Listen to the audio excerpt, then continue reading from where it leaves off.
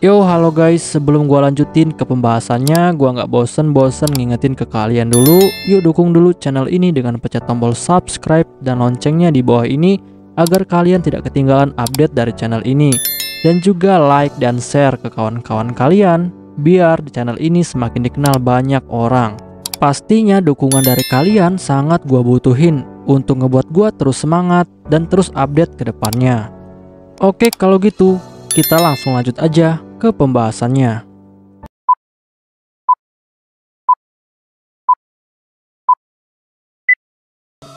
Yo, halo guys, di video gua kali ini gua bakal ngebahas light novel Isekai wa Smartphone Totomoni volume ke-9 chapter ke-9. Di chapter ini bakal dibahas tentang pencurian frame gear bagian ketiga. Untuk kalian yang belum nonton chapter sebelumnya, silahkan ditonton terlebih dahulu. Pada keesokan harinya, ternyata hari ini frame gear khusus milik Hilde dan juga Yae telah selesai dibuat oleh Rosetta dan juga Monica. Dan hal ini membuat mereka berdua terlihat sangat senang dan juga bangga. Untuk frame gear milik Yae, ternyata frame gear ini memiliki warna ungu yang sangat dominan. Dan frame gear ini terlihat seperti seorang samurai, lengkap dengan baju samurai dan juga helm samurai yang berbentuk seperti bulan sabit. Dan perlu diketahui bahwa helm samurai bulan sabit sama seperti helm samurai yang dimiliki oleh Date Masamune, seorang panglima perang terkenal di zaman Sengoku. Bahkan frame gear ini dilengkapi dengan katana yang sangat tajam. Lalu setelah itu, Yae pun langsung memberikan nama kepada frame gear miliknya. Yae bilang bahwa nama frame gear miliknya ini adalah Scar Waterlight. Sedangkan untuk frame gear milik Hilde, frame gear ini memiliki warna oranye yang sangat mendominasi. Dan frame gear ini terlihat seperti seorang ksatria pedang yang dilengkapi dengan senjata pedang besar dan juga perisai. Dan jika frame gear milik Yae sangat unggul di bidang serangan dan juga kecepatan, maka frame gear milik Hilde ini sangat unggul di bidang pertahanan. Lalu setelah itu, Hilde pun langsung memberikan nama kepada frame gear miliknya. Hilde bilang bahwa nama frame gearnya ini adalah Sigrun. Lalu setelah itu, Yae dan juga Hilde langsung naik ke dalam frame gear mereka masing-masing untuk melakukan uji coba. Dan untungnya uji coba ini berjalan dengan sangat lancar. Bahkan mereka berdua sangat yakin jika dengan kekuatan frame gear mereka saat ini, maka mereka bisa mengalahkan frame gear tingkat atas dengan sangat mudah. Perlu diketahui, ternyata Toya juga telah memberikan kemampuan khusus kepada frame gear milik Yae dan juga Hilde, agar frame gear mereka berdua ini mampu menahan serangan laser dari frase tingkat atas. Dan Toya juga berharap jika frame gear milik Sue nantinya akan bisa dibuat melakukan hal yang sama. Lalu setelah semua urusan selesai, Toya pun akhirnya langsung diajak oleh Sakura dan juga Kogyoku untuk pergi ke penginapan Silver Moon. Karena Dark Elf yang sebelumnya telah diselamatkan oleh Toya, wanita itu sudah sadar kembali. Lalu setelah Toya dan juga yang lainnya sampai di sana, ternyata wanita itu sudah pulih dengan sangat baik. Tetapi saat pegawai Silver Moon memberitahu wanita itu jika pria yang ada di hadapannya saat ini adalah raja dari kerajaan Brunhild, ternyata dia pun langsung berlutut di hadapan Toya. Dan hal ini membuat Toya menjadi sangat gugup. Lalu wanita itu bilang kepada Toya bahwa saat ini dia sangat berterima kasih kepada Yang Mulia Toya karena sudah menyembuhkan penyakitnya. Dan dia juga tidak menyangka jika yang menyembuhkannya adalah seorang raja. Sehingga sebagai tanda terima kasihnya kepada Yang Mulia Toya, maka dia berjanji untuk menyerahkan semua hidupnya kepada Yang Mulia Toya. Dan jika Yang Mulia Toya mau, maka dia bisa menjadikannya seorang budak seumur hidupnya. Tetapi Toya yang mendengar hal itu, dia pun akhirnya langsung membantahnya. Toya bilang bahwa dia tidak perlu memberikan hidupnya kepada dirinya, karena yang penting saat ini dia sudah sembuh. Bahkan jika dia mau, maka dia bisa membantunya untuk pulang kembali ke dalam kerajaan iblis Senoa. Tetapi wanita itu langsung menjawab bahwa dia tidak mau kembali ke kerajaan Senoa karena dia tidak memiliki tempat di negara itu. Dan sebenarnya dia sangat berharap untuk bisa mendapatkan kerja di kerajaan Brunhild, karena sangat sulit bagi ras iblis seperti dirinya untuk bisa bekerja di kerajaan manusia yang lain. Sehingga dia saat ini memutuskan untuk tinggal di kerajaan Brunhild. Dan itulah alasannya kenapa dia bisa berada di kerajaan ini. Toya yang mendengar hal itu, dia pun akhirnya langsung berpikir. Toya berpikir, apakah ada alasan kenapa wanita ini tidak mau kembali di kerajaan Senoa? Padahal status ras elf di kerajaan itu sangatlah tinggi. Lalu Toya bertanya kepada wanita itu, apakah dia memiliki suatu keahlian di bidang tertentu. Dan wanita itu pun langsung menjawab. Dia bilang bahwa di dalam kerajaan Shanoa dia adalah seorang prajurit dari pasukan militer.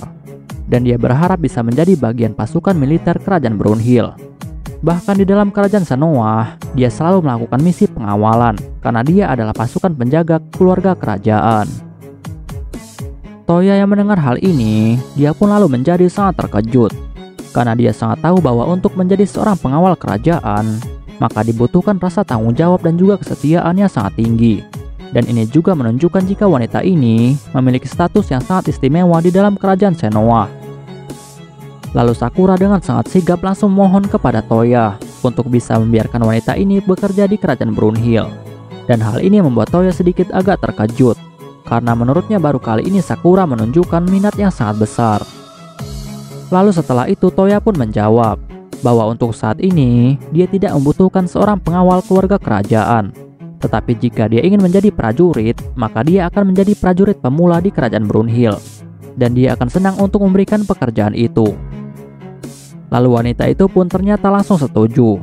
Bahkan dia dengan sangat semangat bilang kepada Toya bahwa dia akan melakukan tugasnya dengan sangat baik.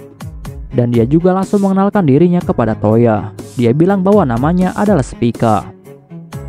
Toya yang mendengar hal itu, Toya pun lalu bilang kepada Spica bahwa untuk menjadi kesatria Brunhild, maka Spica harus melakukan ujian terlebih dahulu.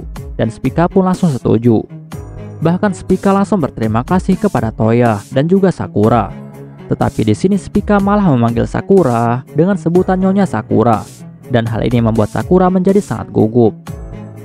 Lalu Sakura dengan gugup bilang kepada Spica bahwa Spica boleh memanggilnya dengan namanya saja, karena dia bukanlah seorang nyonya. Tetapi Spica yang mendengar hal itu, dia pun ternyata langsung menolaknya. Karena yang dia dengar jika Nyonya Sakura juga adalah salah satu tunangan dari Yang Mulia Toya. Sedangkan Toya dan juga Sakura yang mendengar hal ini, mereka pun akhirnya menjadi sangat gugup. Lalu Sakura dengan sangat gugup, dia pun langsung menjelaskan semuanya kepada Spica. Sakura bilang bahwa dia bukan salah satu dari tunangan Yang Mulia Toya. Dan akhirnya kesalahpahaman ini pun berhasil diluruskan. Lalu Spica langsung meminta maaf kepada Sakura karena dia sudah salah paham. Tetapi Sakura langsung memaafkan Spica. Bahkan Sakura bilang kepada Spica jika dia saat ini sedang hilang ingatan. Tetapi kehidupan dia di kerajaan Brunhild sangat membuatnya nyaman, dan dia yakin jika Spica akan betah di tempat ini. Spica yang mendengar hal itu, dia pun langsung tersenyum. Tetapi Spica lalu bilang kepada Sakura bahwa dia dulu pernah bertemu dengan seorang wanita yang sangat baik seperti Sakura. Dan Sakura saat ini telah membuatnya ingat dengan orang itu. Bahkan Sakura terlihat sangat mirip dengan orang itu. Lalu Spica juga bilang kepada Sakura dan juga Toya bahwa baginya Yang Mulia Toya dan juga Sakura adalah orang yang sangat baik karena sudah ingin membantunya, sehingga dia harus membalas budi kepada mereka berdua apapun yang terjadi. Walaupun saat ini kehormatan keluarganya di dalam kerajaan Shanoa telah jatuh cukup jauh. Tetapi saat Spica mengatakan hal ini, dia pun akhirnya langsung menutup mulutnya, seolah-olah dia tidak sengaja mengatakan hal itu. Tetapi Toya akhirnya langsung menyadari jika sepertinya Spica ini memiliki masalah yang sangat besar di kerajaan Shanoa. Lalu setelah itu, Toya pun langsung mengajak Spica untuk bertemu dengan Yumina. Karena Toya ingin Yumina melihat apakah Spica ini adalah orang yang baik dan tidak memiliki niat jahat di dalam hatinya. Tetapi saat Yumina mulai membaca hati Spica, Yumina pun akhirnya langsung tersenyum. Dan Yumina bilang bahwa dia yakin jika Spica adalah orang yang sangat baik dan juga sangat cocok untuk menjadi kesatria kerajaan Brunhild. Spica yang mendengar hal ini, dia pun menjadi sangat senang. Dan dia pun langsung berterima kasih kepada Yumina. Tetapi Spica di sini memanggil Yumina dengan sebutan Nyonya, karena dia adalah tunangan dari Toya. Lalu setelah itu Toya mengajak Spica untuk datang ke arena latihan, karena di sini Spica akan diuji kemampuannya dalam bertempur. Tetapi saat mereka sampai di arena latihan, ternyata ada banyak sekali kesatria yang melihat ke arah Spica, karena Spica adalah seorang Dark Elf yang sangat cantik. Lalu setelah itu, Toya pun langsung memanggil wakil komandan Nicola, dan Toya bilang kepada Nicola bahwa Spica akan melakukan uji coba kemampuan, sehingga Nicola harus memilihkan lawan yang cocok untuk bisa menjadi lawan dari Spica. Lalu setelah lawannya terpilih, Spica pun langsung disuruh untuk memilih senjata apapun yang akan dia gunakan untuk bertarung. Dan pertarungan pun akhirnya dimulai. Tetapi ternyata kemampuan Spica sangatlah hebat. Bahkan dia mampu memenangkan pertarungannya dalam waktu yang sangat singkat. Dan hal ini menunjukkan jika Spica ini adalah seorang ksatria yang sangat berpengalaman dalam bertarung. Tetapi Yae dan juga Hilde yang melihat gaya bertarung milik Spica, mereka pun lalu menjadi sangat terkejut. Lalu mereka bilang kepada Toya, jika gaya bertarung milik Spica ini adalah gaya bertarung Shield Guard atau gaya bertarung perisai penjaga. Toya yang mendengar hal ini, dia pun langsung bertanya kepada Yumina dan juga Hilde, apakah gaya bertarung Shield Guard memiliki keistimewaan? Dan Hilde pun langsung menjawab bahwa gaya bertarung Shield Guard adalah gaya bertarung yang sangat istimewa dan hanya bisa digunakan oleh pasukan penjaga keluarga kerajaan. Dan gaya bertarung ini dikhususkan untuk bertahan dan juga menangkis serangan. Sehingga gaya bertarung ini disebut dengan gaya bertarung perisai penjaga atau Shield Guard. Toya yang mendengar hal ini, dia pun lalu menjadi sangat terkejut. Bahkan Toya merasa sangat tertarik dengan gaya bertarung Shield Guard yang dapat melukai musuh tanpa perlu menyerang. Lalu Sakura memberitahu Toya bahwa gaya bertarung Shield Guard adalah gaya bertarung yang dikuasai oleh salah satu keluarga bangsawan yang ada di dalam kerajaan Shenoa. Dan keluarga itu adalah keluarga Frenels. Dan keluarga Frenels adalah keluarga bangsawan yang memiliki tugas sebagai penasihat raja di kerajaan Shenoa. Sehingga menurutnya Spica ini memiliki hubungan dengan keluarga Frenels. Tetapi Toya yang mendengar hal ini, dia pun menjadi sangat bingung. Karena dia tidak tahu kenapa anggota keluarga Frenels dari kerajaan Shenoa mau jauh-jauh datang ke kerajaan Brunhild. Padahal mereka memiliki status yang sangat tinggi. Lalu setelah itu akhirnya Toya pun memutuskan bahwa Spica telah secara resmi menjadi bagian dari ksatria kerajaan Brunhild. Dan dia pun dilantik di hari itu juga.